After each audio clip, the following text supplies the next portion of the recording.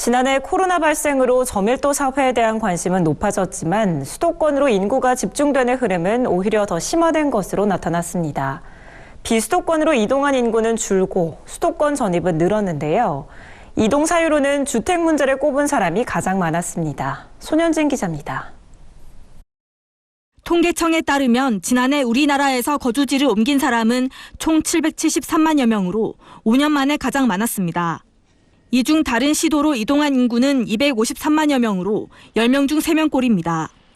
특히 서울, 경기, 인천의 수도권으로 옮긴 비수도권 인구는 49만 5천 명으로 수도권에서 비수도권으로 이동한 40만 7천 명보다 8만 8천 명 많았습니다. 이 수도권 순유입 규모는 2019년보다 5천 명 증가해 2006년 11만여 명을 기록한 이후 14년 만에 최대치를 기록했습니다.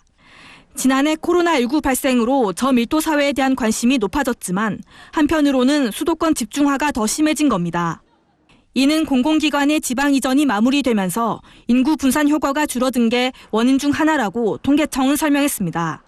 12년에 세종시 출범하고 혁신도시 공공기관 이전으로 수도권 인구가 비수도권으로 이동을 했었는데 공공기관 이전은 이제 완료가 된 거고요. 세종시 출범에 따른 인구 이동도 수도권에서 내려가는 거는 어느 정도 안정화가 된 거고. 수도권과 중부권은 전출보다 전입이 많았지만 반대로 영남권과 호남권은 전입보다 전출이 각각 7만 8천 명, 2만 4천 명 많았습니다. 영호남권에서 유출된 인구는 대부분 수도권에 이동한 것으로 나타났습니다. 전국 17개 시도 가운데 전출보다 전입이 많았던 곳은 총 6군데입니다. 이 중 경기도 순유입 인구가 16만 8천 명으로 가장 많았고 세종시 1만 3천 명, 강원, 충북, 제주도가 총 8천 명이었습니다. 이동 사유로는 집 문제를 꼽은 사람이 가장 많았습니다. 10명 중 4명이 주택을 꼽아 가장 많은 응답을 받았고 가족과 직업이 뒤를 이었습니다. 부동산 가격 상승으로 내 집 마련이 어려워지자 서울에서 수도권 외곽 등으로 빠져나간 인구가 많았던 게 그 배경으로 풀이됩니다. 실제로 유입 인구가 많은 경기도, 세종시의 주된 전입 사유는 주택이었습니다.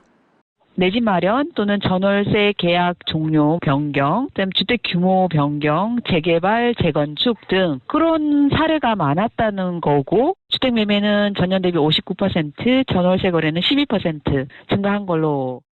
이와 달리 울산과 대구 등 빠져나간 인구가 많은 지역의 주된 전출 사유는 직업과 교육이었습니다.